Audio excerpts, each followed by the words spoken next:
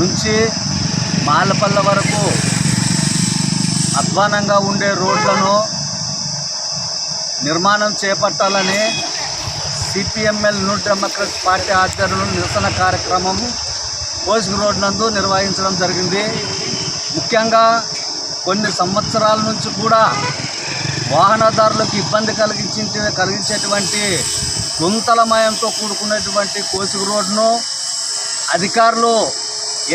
అధికారం ఎన్ని మారినా రోడ్డు మరమ్మతులు మాత్రం నోచుకునే పరిస్థితుల్లో లేదు. కాబట్టి ఇప్పటికైనా అధికారంలో ఉండేటువంటి కూటమి ప్రభుత్వం అయితేనేమి, ఇక్కడ ఉండేటువంటి ఆర్ఎంబి అధికారులు అయితేనేమి ఈ కోసిగి రోడ్ను వెంటనే మాలపల్లె వరకు ఎమ్మెగనూరు నుంచి మాలపల్లె వరకు కూడా తార్ రోడ్ను నిర్మాణం చేపట్టాలని కూడా సిపిఎంఎల్ న్యూ డెమోక్రసీ పార్టీగా డిమాండ్ చేస్తున్నాం.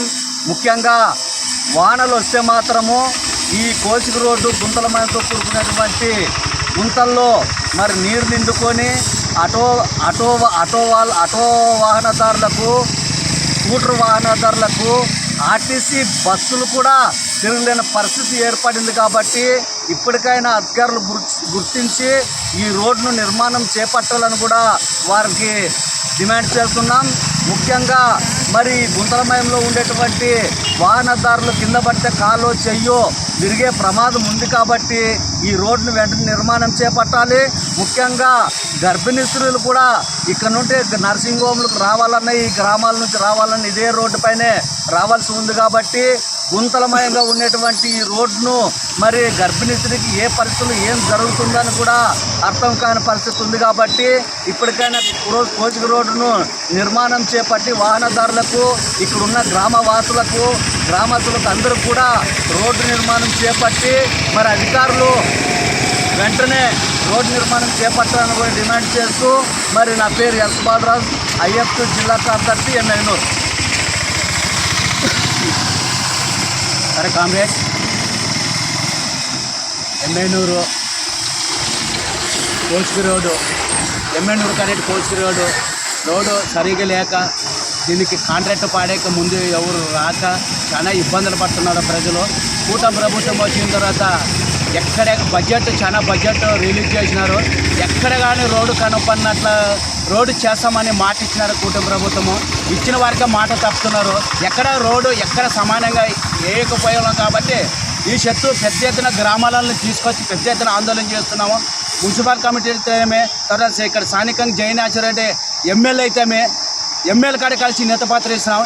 జయనాథరెడ్డి తక్షణమే ఈ తార్ రోడ్ వేసి తక్షణమే చేయాలని మేము భారత కార్మికుల సంఘాల సమైక్య ఐఎఫ్టి బాబు టౌన్ సెక్రటరీగా తెలియజేస్తున్నాను.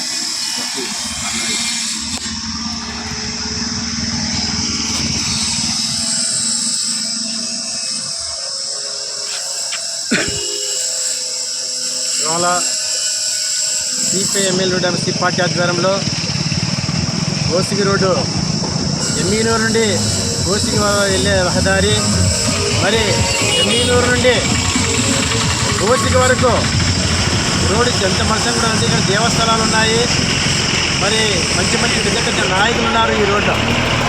మరి ఈ రోడ్డు వైపు ఆ నాయకులు ఎందుకు చూడడం లేదో మరి మళ్ళీ గుర్తు చేసుకోవాల్సిన అవసరం. మరి ఇక్కడి నుంచి జాలవాడి వరకు భయంకరమైన రోడ్ అధ్వానంగా మారింది.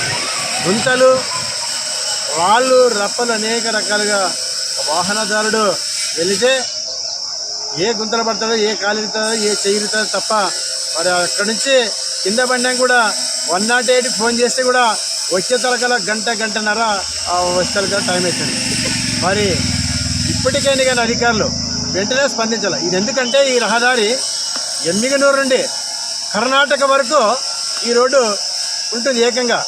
మరి హాల్వీ వస్తుంది, పక్కన కర్ణాటక వస్తుంది, మరి దేవాలయాలు ఉన్నాయి.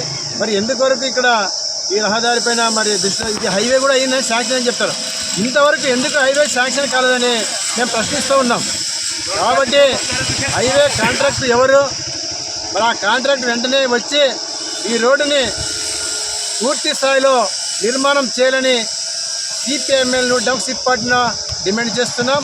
నా పేరు సత్యన, డివిజన్ కార్యదర్శి.